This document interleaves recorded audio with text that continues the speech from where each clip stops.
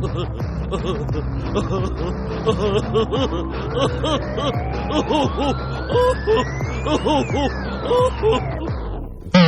everybody, and welcome. I think we were in another dimension last week, but we're back. And welcome to another episode on Get Mad Radio, another 4 minutes of Carnival of Randomness. And it's Rob. I was just thinking, because it's been the holiday season again, that Peeps, candy corn... You just think on holidays? They get bad reputations, but they have to do something because they're still around. People must buy them, circus peanuts. But speaking of circus peanuts, we have... I think the song 8 Days a Week was written about his schedule. It's Greg. Hi. This is the randomness part we talk about. So you just kind of screw around. Hi, everybody. How's it going? Welcome. We're very, very thrilled. And I always love when I have a guest whose name I just can't forget. It's two Robs. This show is going to prove, once again, that adage, two Robs don't make a right. Especially when one's a drummer and we Drummers rule the world, baby. Drummers rule the world. Thank you so much. Thanks for having me. And we're very thrilled to have the one out of this crew, the normal-looking. we have Dean Keller. Well, through the Dean. Good afternoon, everybody. I want to actually ask a general question first because it was on my mind. I went to see my friend Katie Morey play the Little recently, and I saw somebody else's jazz soul stuff listed there, and she was mentioning her and her husband Ben, great people. They just had, they have a 7-month-old and a 20-month-old. And she was saying, they don't play as much. And I'm like, cool, I don't go out as much. I have more kids. But, yeah, so she's going on about being really nervous. And I told her afterwards, like, come on, you're great. You're fine. But she's, like, talking about every song. I'm afraid I forgot the lyric. I did that. And the question I want to ask, because... believe it or not, I'm actually fairly shy outside of when I'm on or if I know you. And the idea of when you're going into this, I think there could even be a difference between you could play, but how do you cope with playing live? And is it natural for you? Do you have to learn to overcome stage fright? The biggest thing for me as a band leader is that when I'm presenting my project, Dean Keller's Soul Jazz Joint, I have to be the one that talks to the audience. And that does not come natural to me. Most people, when they see me do it, they think that this is like normal, and I've been doing it enough that I've kind of developed my internal scripts, and I know what I like to say. But, man, those first few gigs, it was tough getting myself to break out of that shell and to really try to make that connection. You can have this one for free if you get somebody to say this will captivate them. Two snakes are crawling through the forest. One of them looks at the other, and he goes, I forget. Are we venomous or are we constrictors? He goes, well, why do you ask? I just bit my lip. Oh. That's yours. They could be suicidal snakes. That one's yours for free. And he's like, now I know why this guy, why you're in the middle, because I want to run away. I know, no escape. No escape. Susie once asked me one time at a gig, Susie Willpower. Yeah. She asked me, like, at one of your gigs years ago, like, well, we're doing 2 sets. Why don't you go up and talk for 10 minutes? And you don't realize, like, this version of me and that version, I'd be up there. Hi. Well, it's funny because I've always been doing this show has been cool for me because, I kind of have a frustrated stand-up comedian thing going on, So a lot of times I thought it'd be kind of funny, actually, to do a stand-up act. Just bring a drum set and just sit there with a drum set and tell jokes like you're at a gig. You want to be like Andy Kaufman and start reading, like, from K-Moo or something? Oh, God. But I know what Dean's talking about. I mean, I've never really fronted a band. I mean, I'll say stuff because I'm glib and I can come up with stuff. But it's safe when you're behind a drum set, I couldn't imagine just standing there and, like, when Susie does it and anybody else does it. And the cabbage is usually going to hit the member in front of you. Yeah. Well, you have to be very confident. You do. I mean, But I was like, and I'll let you tell your story about that in a minute, Rob. But we were talking, we always have this conversation before the show. That's why one day the Carnival tapes will be released with the little tape recording. But I was talking about one time I had a cousin who...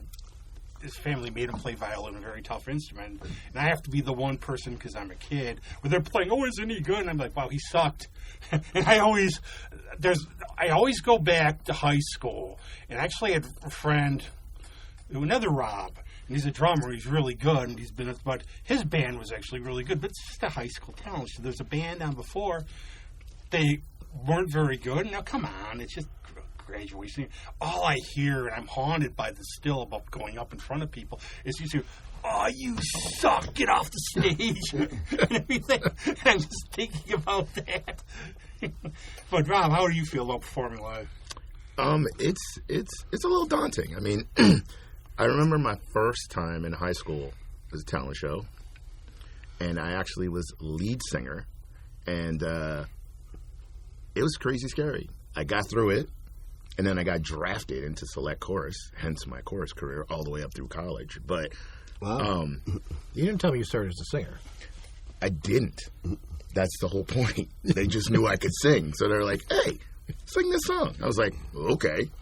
We need a tall guy for the top row. Yeah, and for real. But I don't regret it. It got me to become a member of one of the most prestigious glee clubs in the world, Morehouse College Glee Club. All that's male, awesome. African American. I sang at the Kennedy Center Honors. Oh my God, I'm always that is big terrific. for serendipity, and if going outside your comfort zone, I developed this mentality. Because I always say some of the worst things have happened to me, and I made it through. But it's simple. I hate going to the dentist, right? Hate going to the dentist. Make the appointment in the morning. Worry about it all night.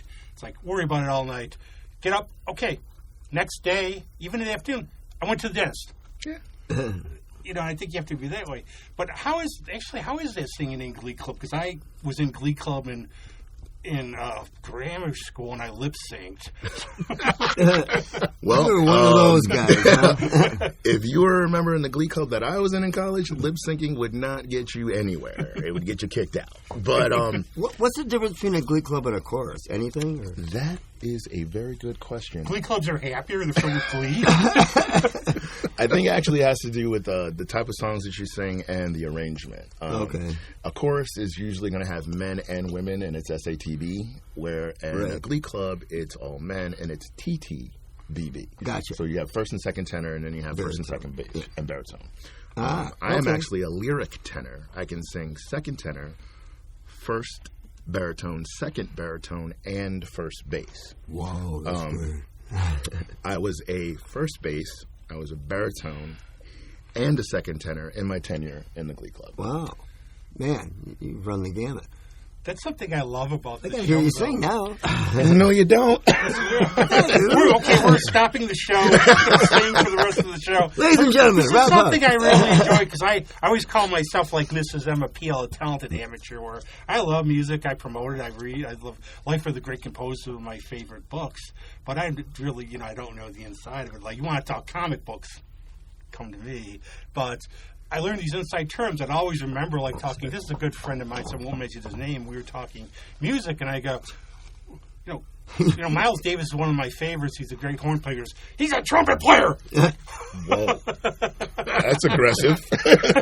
But no, I love learning about that stuff. And sometimes one of my favorite episodes are when we have, and I would say they're not for the general audience. I'll use the term like the real music. You really get excited about the equipment and everything. Because I grew up, my brother was in a band, and we had one of the first Moogs in Rochester. And I remember I didn't know what I was doing, but I was making the best little noises and stuff. But I'll also say, too, the idea, I don't like labels. It's about people. We're all humans. But I also, it's something we'll talk about now, like I was mentioning your jazz soul. We label music, different kinds of music. I do it all the time. And I try to say, people, keep your minds open to all music. It's good or bad. I'm still going to label music. That irritates me so much. Well, you know what? You listen to stuff, you don't like it, okay, fine. I don't care for that kind of stuff. Then you stay away from it, or you don't buy it anymore, or what, What but the you heck gotta is try alt stuff. country, new country, old country, outlaw country? You gotta try things. Yeah. I think that everybody comes up with these labels because they think that it helps them to find their audience. And it doesn't. I don't know if it necessarily does or not. Neo metal or something. Yeah. Well, okay, now, wait a minute. No, That's I've heard that term seriously. I bet the you country thing, I kind of get that, only because there's Crying Your Beer country, George Jones, that kind of stuff. And then there's the more modern country.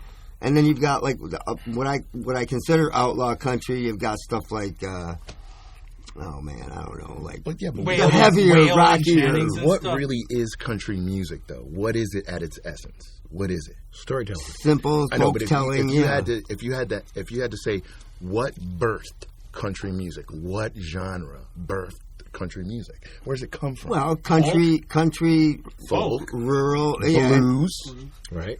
gospel. Yeah. And these are the same people who be like, I don't like country music, but they turn on their radio, they got gospel playing all day. Right. They got folk music playing all day. I mean, the basic chord changes are blues, gospel-y, simple.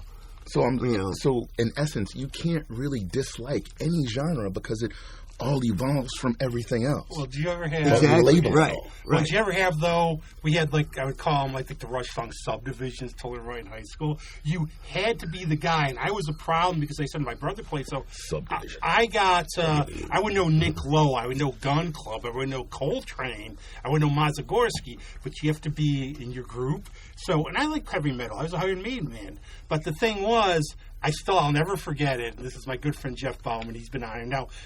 Ironically, he's caught up to me. He'll go see Lucero. He'll go see Down to the Buffalo. Back in the day, you had to be the metal person then, right? Go to Lakeshore Metal Exchange. He heard me in the locker room talking about how I got a jazz album. And I see the look on his face. You betrayed us. That's funny. Was it Louis Armstrong that said there's only two kinds of music? Good music and bad It might music? be Thank Duke you. Ellington. It might be Duke Ellington. But you know how those quotes go One of around. the, yeah, I mean, it's tribute to one of those guys, right? But the truth, I try to do that. I try to do that around here. Like I'll pull a name out of my head. My friend Kyle Vox band, Alan Murphy, I might try. I go see them. Go, what kind of music do they play? He goes, look, they're just good. The kind you listen to. Yeah. How about that? How about those apples? Well, I've had that. I've just been saying this recently. Trying to get, this is the other point I want to talk about this a little, that I push local, like cover bands are beautiful. I love them. And I try to push local music, original music, different brands of music, and getting people out. And I'll get like, okay, you want me to go see that Eagles cover band? And I can sit at home and listen to it or something. Why don't you go see something different? And I once invited a friend to go see Danger Bird.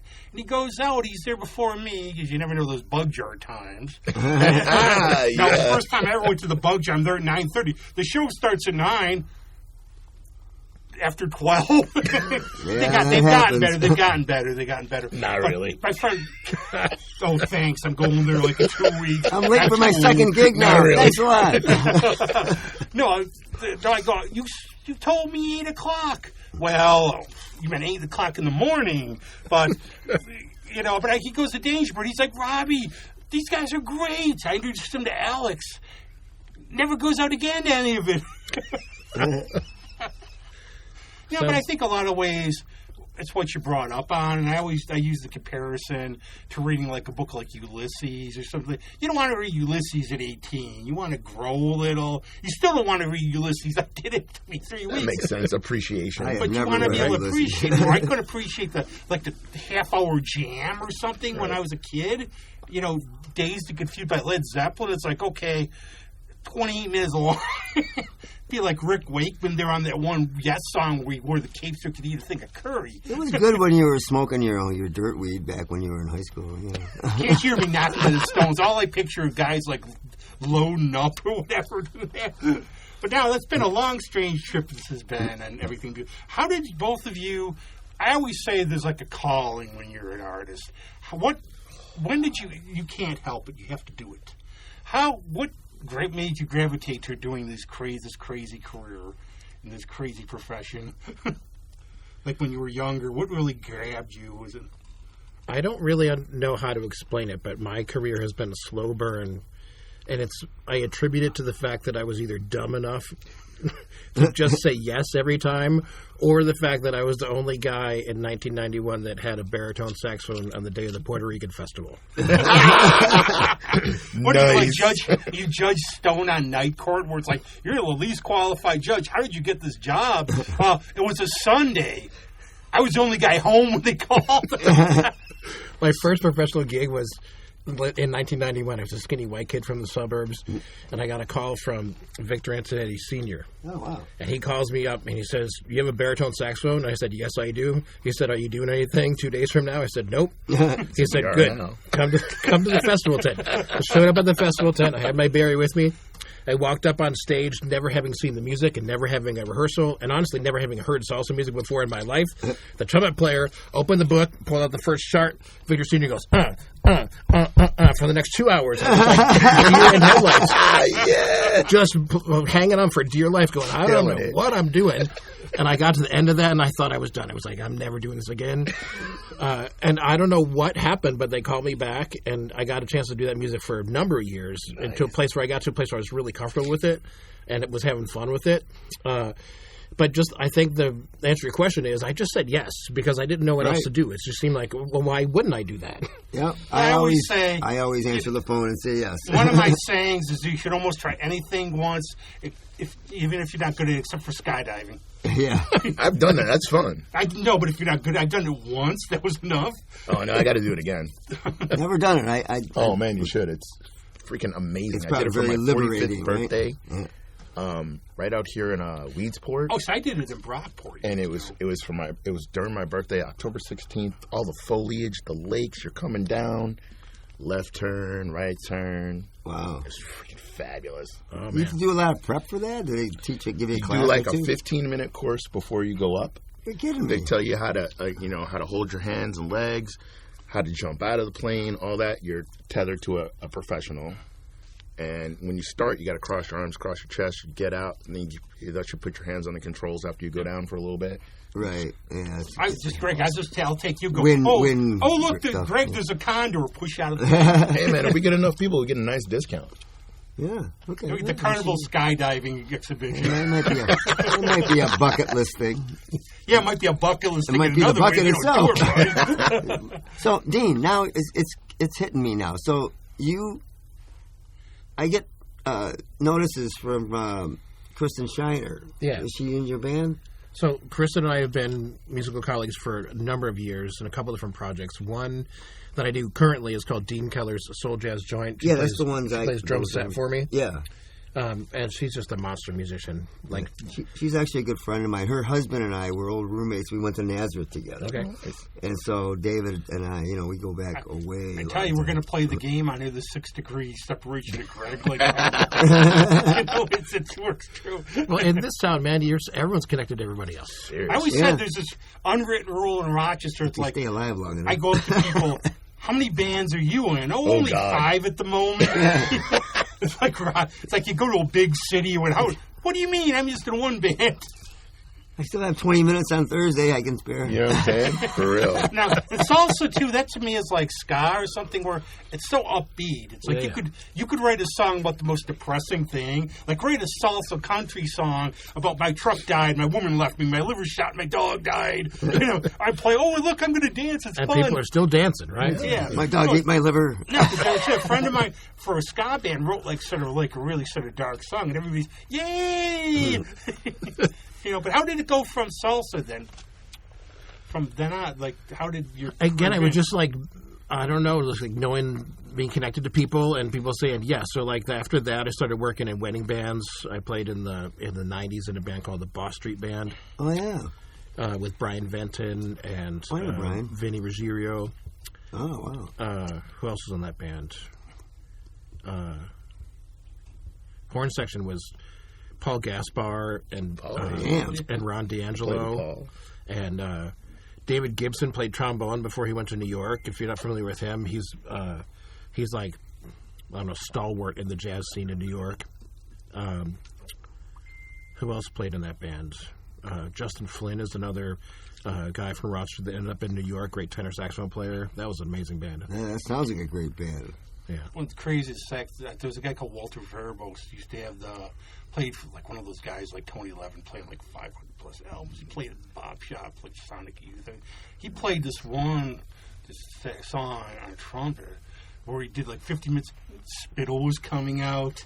It was amazing. It was really cool. But it sounds like even there's this old story about Charlton Heston that he got his first break as a circus master in the Big Top because he was going into the studio and he waved, and the director saw how he waved. I think sometimes it's I have the Bruce Lee mentality about be like water. You seem like you just flow and take these chances. Stories like that make you start to think everybody's watching. First of all, because everybody's looking for whatever it is that they're interested in. If I spot something in my field, you know what I mean? They find something of interest and latch onto it. So Charlton Heston follows his little inner muse or whatever, and just his personality was whatever that wave was, that looked. And if you just stay sincere and be yourself, you're going to get noticed instead of trying to, you know what I mean? That's how I got started. What's we're at your Glee Club. What's your musical journey? So, I started playing instruments in, 5th and 6th grade. Did marching band. I still currently march in marching band. I used to play for Gates Pipe and Drum. Awesome. I'm going to be playing for Rock City Guardians soon. Did the high school thing. Got to college. Did marching band and Glee Club all through college. After college, I went to the Soviet Union for a little while. Been there. Student Ambassador Exchange Program. Came back. Bliski. After college, I really stopped kind of doing music, and then I moved here with my ex-wife, and I got involved with, I'm going to bare my soul, don't be mad, Nick and the Nice Guys. And that kind of was like, too. I know, everybody has, right? I have not. I'm so happy for Try you. not to. It's like you're like the band in the '80s that wasn't produced by Phil Collins. Well, no, it was a great experience Cut your because skydiving cord that first. was like my first kind of dip into doing something, professional. And it really helped my playing because I was playing with people and I could use my skills for listening. And I'm the drummer, so I'm keeping everybody together. Right. Yeah. I'm playing to a click, which a lot of people, for some reason, can't do. Right? I've talked to several drummers, and I'll be like, I play for Nick and the Nice Guys. They're like, oh my God, you can play to a click? And I'm like, well, this is why I think Nick is a good thing for a lot of musicians, is because it provides opportunities for people that need to get that experience. Exactly. Right. I think as it goes another way too, as we talk about terms of music and everything, maybe like I'll just toss this term out because I can't think of another word, like professionalism, about knowing how to be a musician, what's required, showing up on time. Unless it's a salsa gig. no, right. It's also They'll start when they start. Knowing how to deal with the biz, deal with everything, and just be professional about gigs. It's like, I wouldn't want to be like Howlin' Wolf, who I love, and Herbert Sumlin, who I love, but Howlin' Wolf would get you afterwards. You go, okay, you missed a note here. You missed. Okay, you know him. But you have to learn sort of to be anything you do. No doubt. And I've taught this in businesses and stuff too. That the idea of you have to be professional, show up on time. This is how you have to do it. It has to be a little. It's not all partying and like this guy here does. Out till like 6 a.m. with Playboy Playmates. What year are you talking about? One of the ones you forgot. Yeah. Those are the best years. But yeah, I did that, and then I stopped doing music for a little while, and then I kind of found my way back to Rochester, and it was very funny. I was at the B-side, and I'm watching Cinnamon Jones, and one of my friends from Nick was playing sax for her, Danny Mark. Oh, yeah. And, I go to talk to him at the break, say, hey, what's up, because I hadn't seen him in a while. So Cinnamon walks up on us, and she looks me in my eyes. She looks at my feet, looks me in my eyes again, looks at my feet, looks me in my eyes, and she says, you look like you're a musician. And the fear of God is coursing through my veins right now. I heard something else about big feet, but I don't know. Shut up! You're musicians. I do a lot of cardio.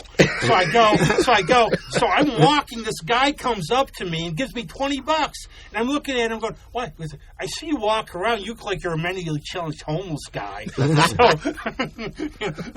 I probably say, it's like, "Thank you," but so that's okay. You're a musician. So Danny Mark starts spewing. He's like, "Yeah, he's great. He plays the drums. He plays percussion. He can sing. He does this." Danny is a born pitchman. I thought I had a manager. I was like, "Oh my God." So then she's like, "Oh, so what song are you singing tonight?" And I was like, "Tonight? Song? I came to watch, And I tried to hide. I was in the corners, and she would pop up and be like, "You thought of a song yet?" She wouldn't let you go. Thought of a song yet? So I was like, "Okay, I'm gonna do it." I'm gonna sing Prince and do Purple Rain because I do it in karaoke all the time. I was comfortable with it, and I figured the band wouldn't know it. So you got Bruce Pitts, you got Deepak, you got Tony Padilla. They're all on stage, right? Don't you know they learned that song in like 30 seconds? Yeah. They're like, we don't know that one. Wait. Phones went out. We got it. Yeah. I'm like, Well, damn. the beauty of being able to read a chart. It's like, Exactly. I guess like Rob Halford filled it for Black Sabbath one time. He's listening on a cassette tape on the way there, but I could see doing that. Well, I'll sing King Crimson in the wake of the side. Well, I'm the biggest King Crimson fan. We know the song. Exactly. But I got to ask. I got to go back a little bit because I was in the Soviet Union. January was one great experience of just about the fall. Yep, I was 1990. 1990, Yep. January. 1990. I was in July. And I always go, wherever you go, some of the governments around the world suck. No comment on politics, but people are great. Oh my God, they were amazing. And I had one of the best stories, and I keep telling because this is what I want to get across about how, diversity is great. We're all brothers and sisters in a way. And I'm in an elevator. This is right when the Iraq War is happening, right? It's a bunch of Arabs there. And they keep looking at me, and I'm like, Canadian. and they look at me, and they go, you American? Like, no. I go, yeah. We Iraqis. They start hugging me. No speaking English. Awesome. It was awesome. But I love, man, I always was grateful for this country, too, because, and then you don't know when you see a line from McDonald's in Moscow around the corner.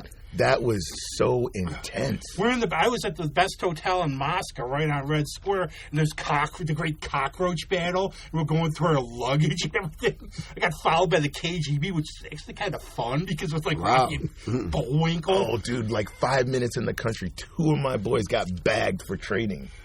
Wow. Black market. They shipped them back. They shipped some people back. There's this group from Kyiv. They sent them back. I don't know if you took it, but the scariest fight of my life was Aeroflot. Oh my And God! I'm on there. It's like a MiG from 1940s. It turns from Finland a light board. I'm going on that. Then there's people with machine guns when you land. Yep. And what they do then too, they got me. Some idiot in my group had tinfoil wrapped granola bars, but they like to mess with you, so they would just get you. Your papers are not in order. It's I think things like that make you really realize how different this country really then I is. stole the flag from Moscow, so I probably should never go back. Oh. But it's a great experience, and I recommend traveling. I had a full Olympic warm-up jumpsuit. I won't tell you how I got it, though. I should have It got stolen from me in college. I'm still mad about it. Bastards. That wasn't karma now. I know, right? We're going to find that bastard. And now we're waiting. We'll go outside the studio. They'll be send the police. When I was in Germany, when I did that short tour, I went to a McDonald's just for I think the whole thing with McDonald's, any of those kind of things, is you go there and it's going to taste the same anywhere you go.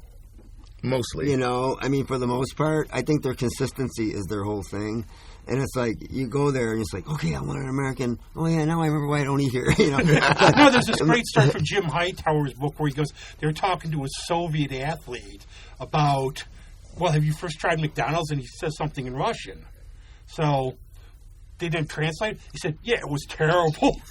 But they had beer at the one in Germany. But I remember my professor going, it's you like what you're eating? It's it's horse. But how did you two talk about serendipity? How did you two meet and start playing and everything? Wow. About a year ago, after the divorce, I had a night with no kids and no gigs, and the open blues jam that son Henry hosts was happening Kiss of death, no gigs at the Main Place Tavern. And I thought to myself, I'm just going to go because why not? And I show up and I'm just sitting in the back watching the house band, going, "Wow, this is for real." and then he called me up and I played a couple of tunes and that was it. After that, every time I can, I go to the jam and get to hang out with Rob, and been fortunate enough that Son has called us together a couple of times to do a couple of gigs here and there. Yeah, man. Son's a great guy. He really is. He was on a few. I love people. His wife made my hat. Oh, yeah? Yeah. Wow. She's made my hat for me, yeah. She's pretty And I good. also I love people who don't take people who have the straight careers, or you do 36 different things in your life. Which I always think's fun. Well, I was a geologist. I was, Yeah. Oh, man, I did everything. I could picture Greg, though. I could picture you I don't have a gig in 2029 one day. What am I going to do? I don't know how to carry this. Yeah, well, so then, I was going through my schedule the other day because Susie and the band wanted to know, like, well, give us the dates you're not available because something came up, and, it gets weird like that. Then they yell at me because I'm playing a lot. Well, you know what? I need money, sorry, and your gigs don't pay very much, so... So, anyway... You want the best, you pay the best. But I love the band, don't get me wrong, I'm not saying. But, you have to make those choices. I mean, a couple $100 here and there, I actually need it, Yeah, I get it. But anyway, what the hell was I talking about? Once again, Rick. I lost it. Oh, so I was going through my gig schedule, and I'm realizing how many I really have for the year. And I mean, It's a lot. it would have been easier for me to send them the weekends I was open. Right. But they said, I'm no, learning just that give us from all the the book. show. I'm learning this from this show for musicians, where it's like, I look at, I try to do my schedule month to month. I have some things I know I'm going to have to do down the line. Oh, we're booked through December already. Yeah. Yeah. And the bars sometimes do that, but sometimes they don't. Like I got a message from Kristen at Johnny's a week or two ago. She wanted to know if I was available that Friday. It was like Tuesday or something, and I was like, "Well, no, I'm playing, but thanks." I know that's the worst because those are ones you really want to do, but you can't because you're already booked. I would have really loved to have done your gig on Friday, but you messaged me on Saturday, the day after. How was I? I want to ask a thing about, because it's like we're all like a variety of bands and thing. What works? Is it equally the same from terms of personnel? I think I always say over and over you could have virtuosos. You could have somebody intimidating like Greg. But, yeah, okay. but I think it's more number one. Whack. Number one, it's more like chemistry and the dynamics. But does it work better to have like a really diverse amount of people have all these different tastes, try to bring in like a good mix of things, or it's sort of like coming from the same musical bit, like being on the same page musically, what you want to do? Can I feel that one? Go for it. You have some idiots freaking sending me texts to apologies. So I think it's kind of a coin toss, but if you know a lot of styles, you can kind of sift through. When you hear the music, you're going to go, okay, I hear elements of this or that, and then you're gonna go with the ones you know would work with that. You know what I mean? And then you if everybody can do that. And you kind of come to a consensus after, you mess around with the songs and stuff. But, so I think it's kind of good to, because if you're in one niche, then it's kind of like, well, I can't relate to that. I don't know anything about how those kind of solos should be or whatever, That's my opinion. I feel like the answer to that question is it depends. Like, with my soul jazz project, the baseline is I expect you to be familiar with, like, how jazz works, right? And the language of jazz, and I love the fact that when I do different lineups, it's always a little different. Right. If I change a piano player, if I change a drummer, it's always a little different. But the real diversity that you're talking about, I think the real place that has a benefit is if you're doing an original project and you pull people from all these different worlds and you put them together. True. What comes out of that mixture is something that you're never going to find any other way. Yes. You know what I'm saying? Yes. So I feel like it depends on what project you're doing, but there's always a benefit to having a change up in the voices. And whether it's, just a different bass player who like approaches the song a little bit differently on a jazz project, or whether it's, Rob who comes in with a completely different vision for, how as a percussionist going to support this singer. Right? There's always something that gets added when you create that diversity of personalities. Good point. I think also to the point, like I've heard different bands where they say, we're getting a little stale, or so-and-so couldn't play this way. We brought in such and such, and they could do this, so we could do these different songs we were wanting to do. Yeah, that happens too. Yeah. Like when I was in the Glee Club. So I'm in college, so you got kids coming from all over the world. The Glee Club has only had 3 directors in over 100 years of existence. Wow. Our current director, born and bred right here in Rochester, New York, Dr. David R. Morrow. All these different voices, all these different life paths, we get together and we make this joyful noise.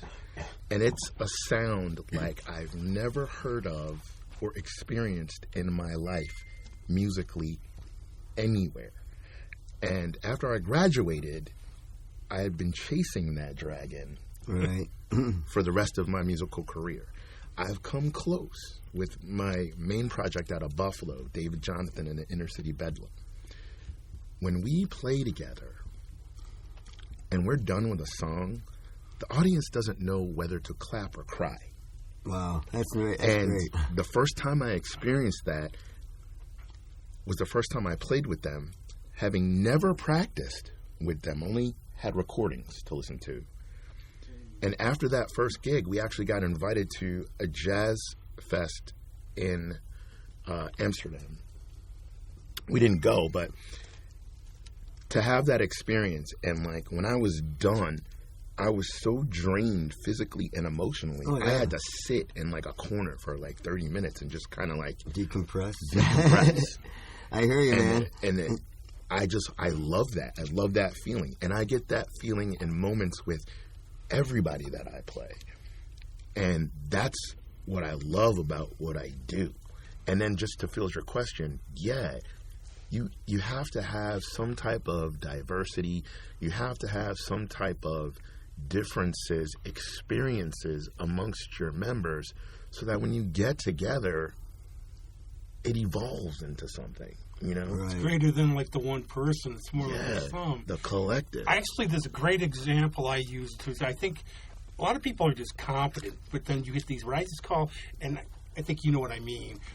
Like the magical moment you have, like they're rare, but they're there. And I went to see Herb Smith play, and he's playing, and he played the song, was like sort of, it's a song about walking down, like, it's like a park path.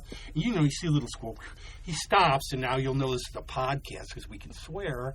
It's not a radio. Come on, which, you know, it's like, but he goes, he looks around and goes, that was the fucking best we ever played. Something happened, awesome. You know? And I've seen, like, bands playing, you'll see them look at each other, just do the fist bump, because it was incredible. And I had, like, a friend of mine told me he saw Daniel Pounder, who can sing a little bit. And the Sparrow people, and he goes, Rob, one song, it was like a gospel, I just started bawling. Yeah. You know? Yeah, man. And I don't laugh at that at all. I felt that experience with some people. There's like a power to it. Yeah, I mean, we've all had that, I think, where you're just kind of in that upper level when you're playing and you're just outside of yourself and all that kind of thing. I mean, it's a weird experience. It doesn't happen all the time, but boy, it does happen. And we can't preach it, really. You're going to feel it or you're not going to feel it. I'll tell you, like, we're in practice in college, and we were so in tune with ourselves for like a moment. Right. We created the natural fit, the overtone. Yep. And it was so crazy because when it happened, everybody was like, yeah. it just stopped. Everything just stopped. And we're like looking around and we're like, what was that? And, you know, the director explained to us, you know, like when you have all your harmonics in tune like that, you can sometimes create an overtone, a natural overtone. And we were like, holy. Yeah, then you realize it's not just notes on a page, you know? Exactly. It's physics and all kinds of That's actually a sonics. good question. We talk some tech stuff. How important is it to know how to read music? This is a great question. I've gotten into this thing. It's funny because we just had this conversation right before. My whole path going forward from the minute I picked up an instrument was that's a note on a page, know what it is, know what to do with your fingers, and blow air. Right. Rob walked away with, like, I can't really do that, so I'm just going to have somebody play it for me. I'm going to memorize it. All by ear. Way. You're like Mozart. No, that's what Mozart did. He could learn. I'm still actively trying to teach myself. I'm not a great reader. I can read, but not well. And like for singing, it's more for me to know the intervals and to know where my note lies for my next note in the music. And I can do that. And you know, I've started teaching myself, you know, key signatures and how to plunk out notes on the keyboard. So I actually know when I look at that, oh, that's a C or that's an F sharp or that's a G or whatever. But as long as I can hear it and then I can hear the piece and I learn the piece and I learn the words, I can find my next note in the song so I never get lost. Right. You kind of go, you know, high, there's always low, going to be and all failing. that. I mean, I'll take Eddie Van Halen. Intervals. He couldn't read music, but this guy, he could watch the piano player and copy him. Yeah. But there's the whole thing. You get like a couple people. A person might be like a technically incredible, but there's like zero feel. And then you get somebody who probably technically is not that good, but My ex. I'll watch this guy. No, she's a great violinist. I feel like and the piano music player, reading but question, though, technically really is, not. it depends on the thing. Like, there are certain things, if you're a music reader, that you'll be able to do that you can't do if you can only play by ear. Yeah, that's a good point. If Frank you can Snyder only- brought that up when he If was you on can only play by ear, then you can't do anything the music readers can do. Ideally, Things, yeah. you'll be able to do both. So, like, an example would be, remember the salsa band I was talking about? When Tito Puente was still alive, he came in to do a show at the Auditorium Theater. Yes. And Orchestra Antonetti was tapped to be the opening band. So I played the opening set with Orchestra Antonetti on baritone saxophone. I got off stage, and Tito Puente's music director comes up to me and says, "Hey, man, you got a tenor?" And I said, "Yeah, it's on my house. It's 5 minutes away. I'll go get it." And my whole way, I'm driving there thinking to myself, the tenor player's horn probably got damaged on the flight or something. I just need a horn, right? I show up, and the music director goes, "Put your horn together. Let's go." And I walked out, and I You're sight a read. kid. I Not a sight horn, read it's a saxophone. Tito Puente's book, standing right behind him for the entire show. That's amazing. Right, but I that's- always wanted wow. to see him. That's live. one I that you never can't got Oh, to. I do. would have loved to. I saw Moselles. Yeah, you can't do that unless you can read, Oh, right? see, now, yeah, I used to get, like, my mom would get me those little kazoo horns from Sibley's. I didn't Right. read music. I had lived my way through those things. Really. I remember we I did always that tell in a- grade school. I always tell a story about that, too, like on stage in Nerves. And I met Ian McLaughlin a little bit. We weren't friends, obviously, but, we know each other. But he told me the story one time that he goes, he played for Dylan for a while. And he got freaked out on the tour because, like, Bob's staring at him. And so he asks the guy, it's like, "Am I doing something wrong?" But it's like, "Oh, no, Bob's nearsighted. He's afraid. He don't wear his glasses on stage, so I'm trying to see what you're doing." Well, you Know the context. Right. The flip side of that, though, is that, like, doing the Son Henry thing, like, that's not a reading gig. I can't walk up to that and go, "Wait, let me you get my cannot. chart," right? It's not going to happen. You get a key and you got to roll with it. well, some music is based on feel, right? And so, like blues and stuff. again, the ideal is you got to be able to do it all. Do like I love Bruce Lee, as you can tell. Like, but one of the parts of his training would be you go see like, martial arts movies. They talk about those, but he would get in front. He'd stop at like a grocer, get a bunch of fruit, and as he walked, he'd whip fruit at your head. So you have to, and then you're supposed to go for like a jog, and you go for 4-mile jog. Okay, I'm done. Then you sprint 2 miles. So it's always be prepared. So it's like, okay, we're going to play jazz tonight. Now I know we're actually going to play heavy metal. So you bad lib. But talk a little about the Rita Collective. How did that come about? How'd you get the name too? I'm always like fascinated by it and stuff. Oh, I've seen Reading it in that, Collective yeah. is a really important project close to my heart. For decades, I've been a member of the David Ravello Ensemble playing bass clarinet. And when I first started, I got to be honest with you, I probably didn't deserve to be there because I really wasn't as good on bass clarinet as I should have been.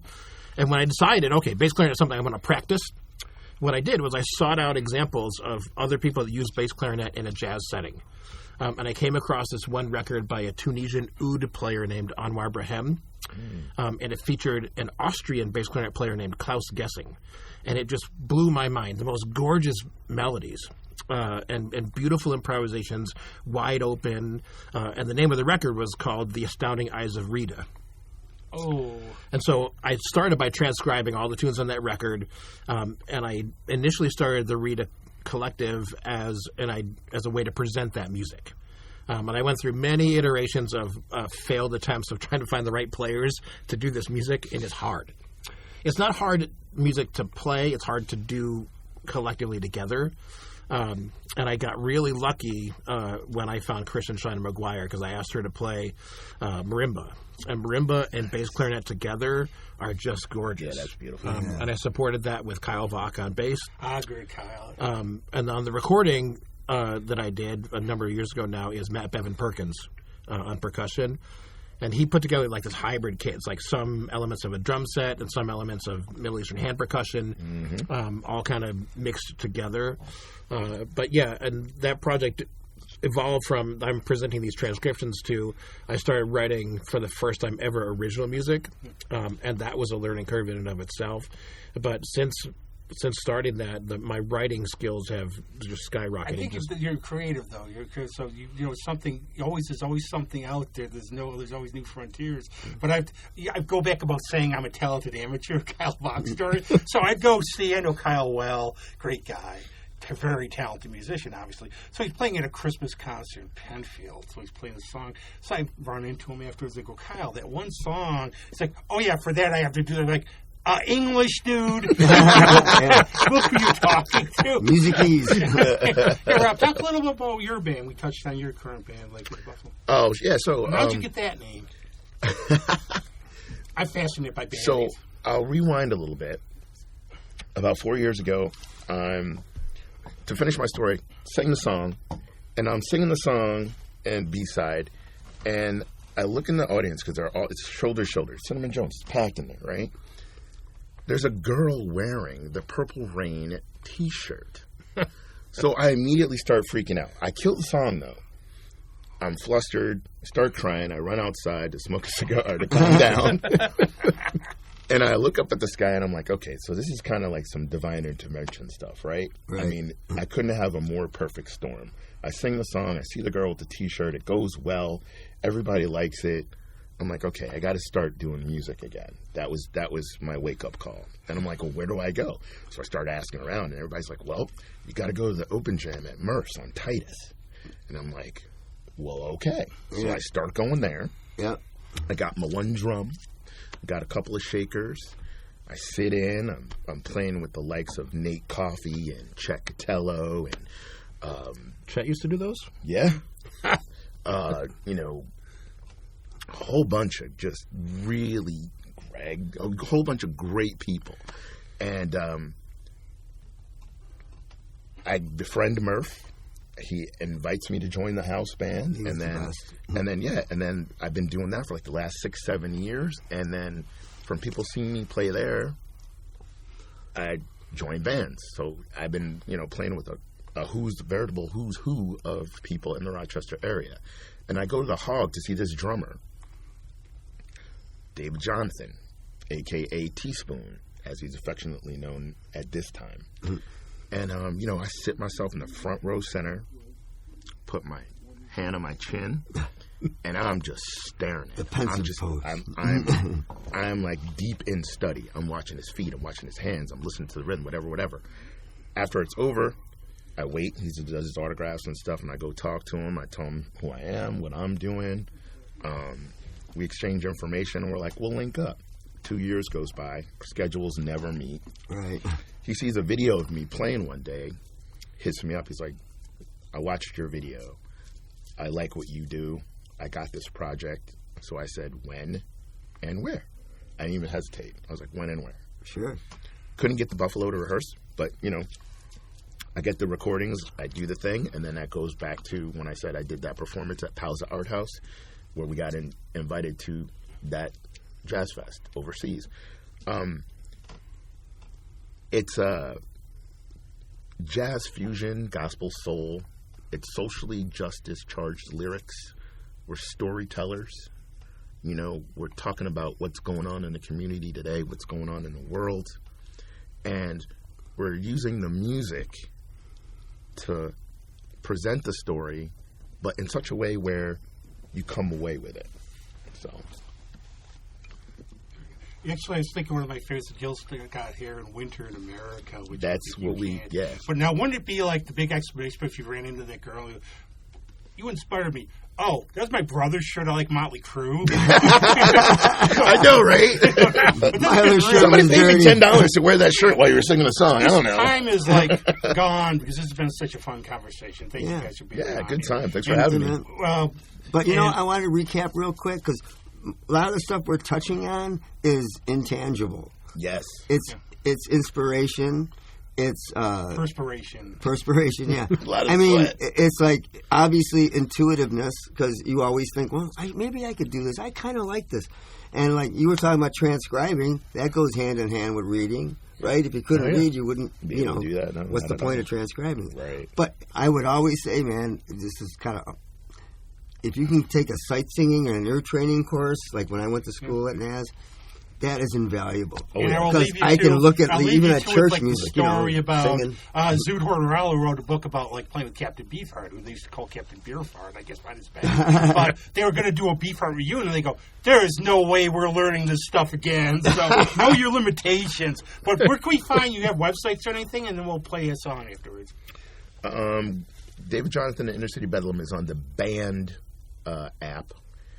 You can find it. It's called Band. And then I'm on Facebook, Rob Huff, a.k.a. the Mayor, a.k.a. Black Unicorn. I never would have thought you'd have that nickname. I don't know why. Can we start a band called Rob and his Huffers? And what about you, Dean? Dean, you play? Yeah, Dean, you? I currently don't have a website. You can find me on Facebook. I'm working on launching a website for Dean Keller's Soul Jazz Joint, so look for that soon. Don't know what it's going to be called yet, but hopefully we'll have that up and running in the next couple of months. And we're playing a song. Either you want to just let them listen to it, or you want to tell them what it is. You don't have to. It could be a mystery. So what you're going to hear is a cut from the Rita Collective from our premiere CD. It's a song that I wrote. It's called Pentagonal Prism. And it's called that because it's in a meter of 5.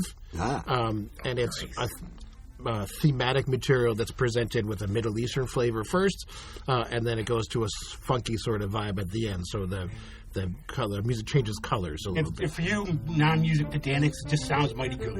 And on that, thank you guys. Thank you guys. Yep. Thanks a lot. you. Bye, guys. Thank you. Cool.